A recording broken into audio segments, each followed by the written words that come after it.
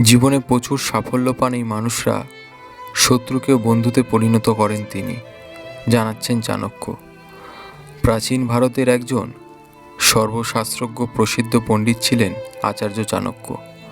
ভারতবর্ষে তাকেই কূটনীতি ও অর্থনীতির প্রবক্তা বলে মনে করা হয়। চাণক্যের উপদেশ আজও আমাদের জীবনে সমান প্রাসঙ্গিক। দেখে নিন চাণক্যের কয়েকটি বিশেষ উপদেশ। চাণক্যের উপদেশাবলী। চাণক্য জানিয়েছেন যে একজন মানুষের নিজের দোষগুণই তার সবচেয়ে বড় শত্রু ও সবচেয়ে বড় বন্ধু। নিজের চারিত্রিক গুণেই কোনো মানুষ ধনী হতে পারেন। এই চরিত্রের গুণেই মানুষের মনে সবসময় সুখ বজায় থাকবে। ষড়রিপু।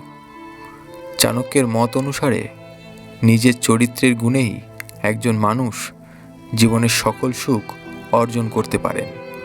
শাস্ত্র অনুসারে মানুষের জীবনের যে ষড়রিপু বা 6 শত্রুর কথা বলা আছে, তার মধ্যে অন্যতম হল রাগ বা ক্রোধ। ক্রোধ আমাদের বড় শত্রু। যার মনে রাগ নেই তিনি সবসময় খুশি থাকতে পারেন।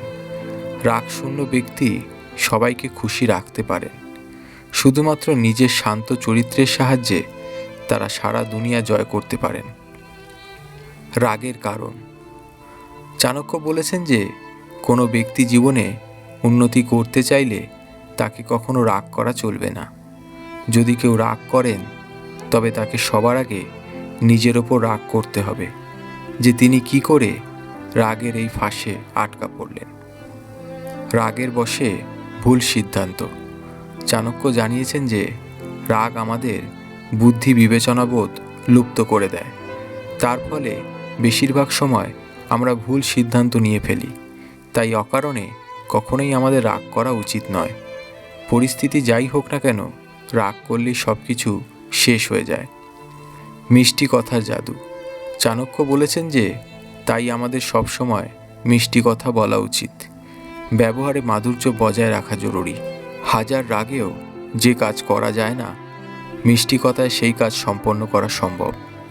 হাসি মুখ, মিষ্টি কথা ও সুন্দর ব্যবহার পৃথিবীর সবথেকে কঠিন কাজটাও করা সম্ভব বলে জানাচ্ছেন চাণক্য।